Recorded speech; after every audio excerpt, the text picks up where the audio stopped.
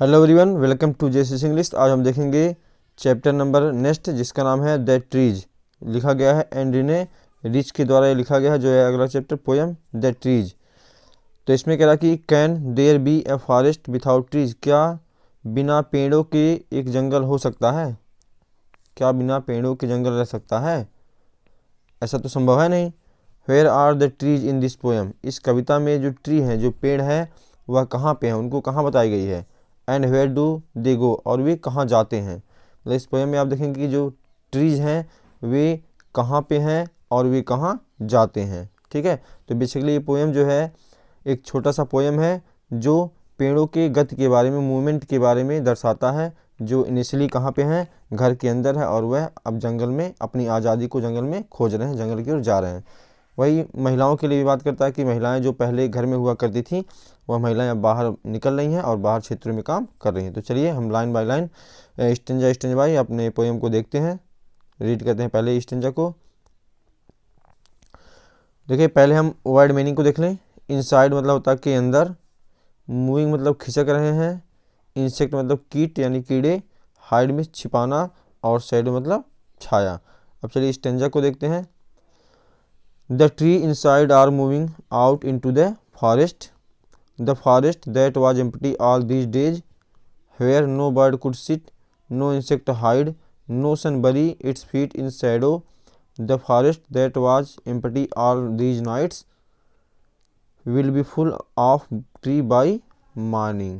देखिए, the trees मतलब पेड़, इनसाइड मतलब ये पेड़ जो अंदर थे, ठीक है, मतलब ये पेड़ जो अंदर थे यानी घर के अंदर थे, आर मूविंग आउट मतलब बाहर खिसक रहे हैं, इनटू द फॉरेस्ट यानी जंगल में, मतलब जो पेड़ इनसाइड घर के अंदर थे वे जो है अब जंगल की ओर बाहर खिसक रहे हैं। ठीक है, द फॉरेस्ट मतलब जंगल, दैट वाज एम्प्टी जो खाली था, ऑल दीज डेज इतने दिनों से, जंगल जो इतने दिनों से खाली था, वेयर जहाँ पे, नो बर्ड कुड सिट जहाँ पे कोई पक्षी बैठ नहीं सकती थी।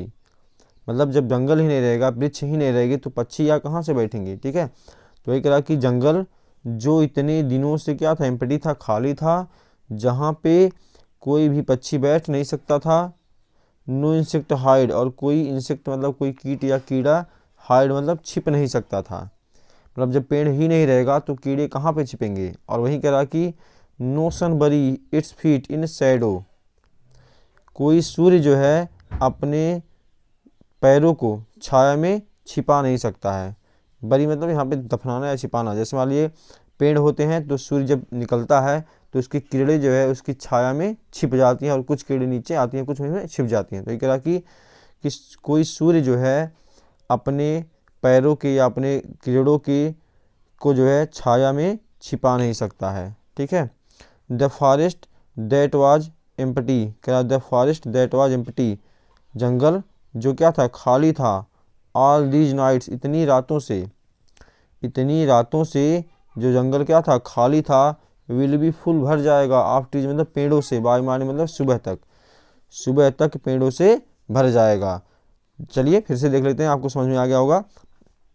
करा पेड़ जो अंदर थे अब वे जंगल की ओर बाहर खिसक रहे हैं, और जंगल जो इतने दिनों से खाली था, जहाँ पे कोई पक्षी बैठ नहीं सकता है, कोई इंसेक्ट मतलब कोई कीड़ा छिप नहीं सकता है, जहाँ पे सूर्य अपने किरणों को छाया में छिपा नहीं सकता है, और जंगल जो इतनी रातों से खाली था वह जो है सुबह तक पेड़ों से भर जाएगा। तो चलिए, आई होप क्लियर हो गया होगा। तो हम अगले स्टेंजा की ओर बढ़ते हैं। अगले स्टेंजा का मीनिंग देख लेते हैं। रूट, रूट मतलब होता है कि जड़। ठीक है, डिसइंगेज मतलब होता है मुक्त करना या छुड़ाना, क्रैक मीन्स दरार, स्ट्रेन मतलब दबाव, स्टिफ मतलब ऐंठ जाना। ठीक है, स्टिफ मतलब ऐंठ जाना। अगले भी कुछ मीनिंग है।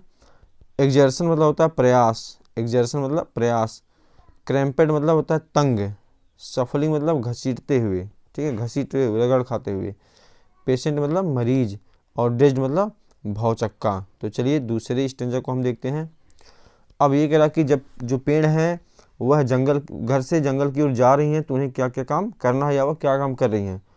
All night the roots work to disengage themselves from the cracks in the verandah floor, the leaves strain toward the glass, small twigs stiff with exertion, long cramped bugs shuffling under the roof like newly discharge patients half dazed moving to the clinic door. देखिए अब कह रहा कि all night मतलब पूरी रात, the roots माने जड़ें, वर्क मीन्स काम करती हैं, मतलब पूरी रात जो जड़ें हैं, पेड़ की जड़ें वे काम करती हैं।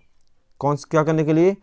टू डिसंगेज मतलब मुक्त कराने के लिए, देमसेल्फ मतलब स्वयं को, फ्रॉम द क्रैक्स मतलब दरारों से, इन द वरामदा फ्लोर मतलब वरामदा फर्श के दरारों से अपने आप को मुक्त कराने के लिए जड़ें जो है सारी रात काम करती हैं। क्लियर है?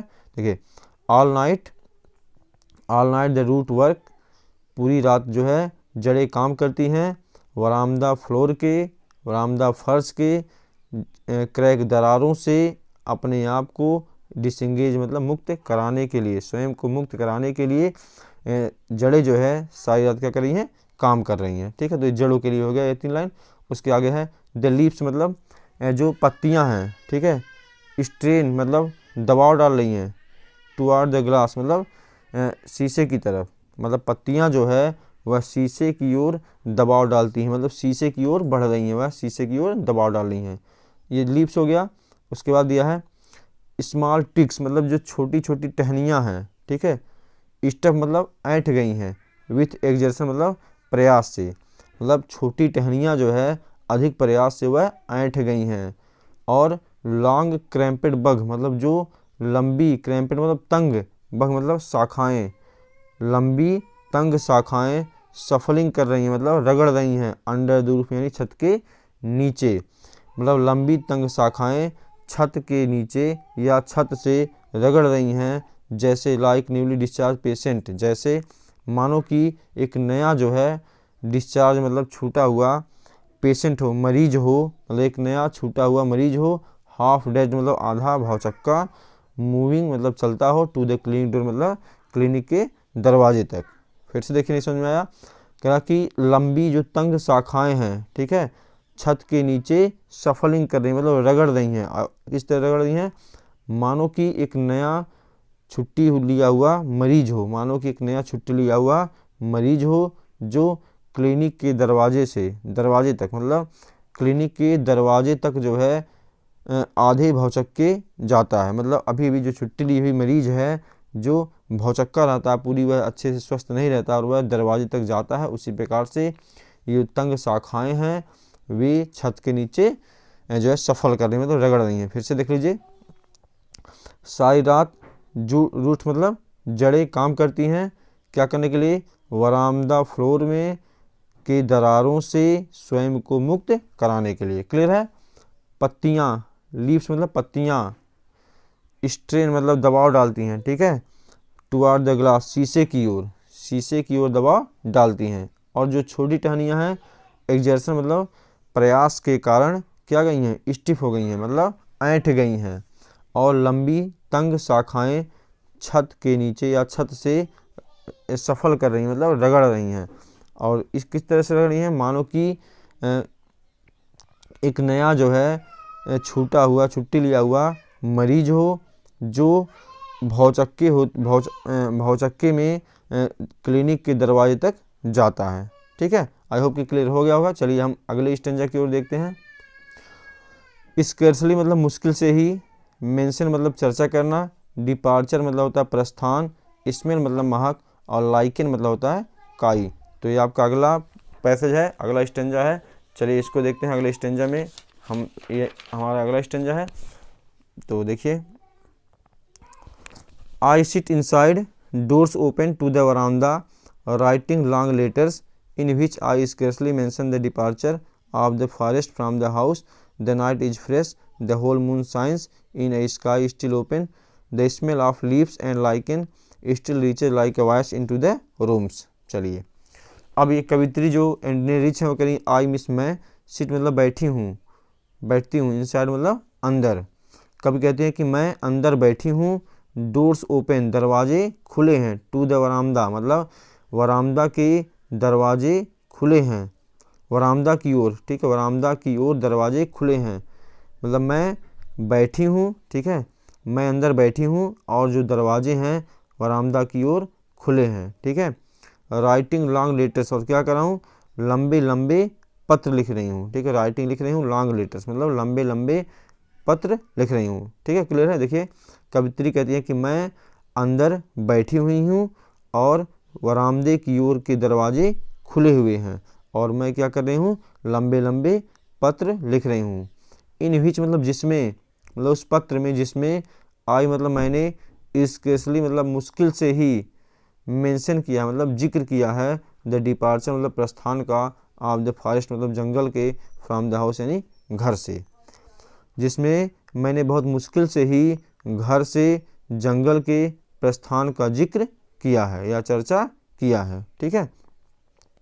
द नाइट इज फ्रेश, जो रात है वह फ्रेश है मतलब बहुत ही साफ है, सुथरी है, मतलब बहुत ही साफ, बहुत ही ताज़ी, मतलब जो रात है बहुत ही स्वच्छ है, साफ है। द होल मून साइंस, और पूरा चंद्रमा चमक रहा है। इन ए स्काई, आसमान में, स्टिल ओपन मतलब अभी भी खुले हुए आसमान में चंद्रमा चमक रहा है, मतलब पूरा चंद्रमा, पूर्णिमा की चंद्रमा जो है चमक रहा है।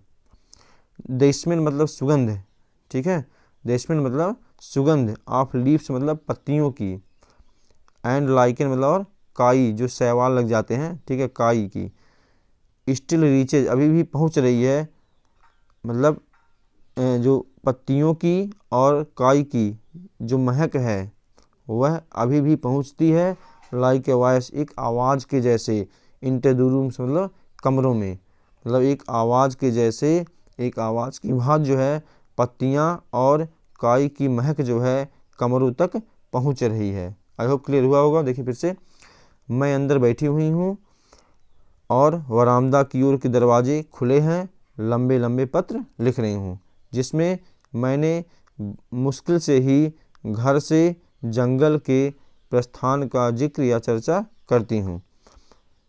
नाइट फ्रेश है मतलब रात जो है एकदम साफ है, पूरा चंद्रमा जो है खुले आसमान में चमकता है और एक आवाज़ की तरह, ठीक है, कमरे में एक आवाज़ की तरह जो है पत्तियों और काई की महक जो है अभी भी पहुंच रही है। आई होप क्लियर हुआ होगा। चलिए अगले स्टेंजा को देखते हैं और last stanza.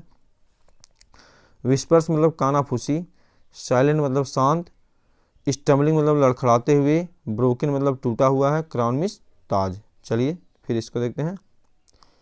My head is full of whispers which tomorrow will be silent, listen the glass is breaking, the trees are stumbling to forward into the night, wind rushed to meet them, the moon is broken like a mirror, its piece flash now in a crown of the tallest oak।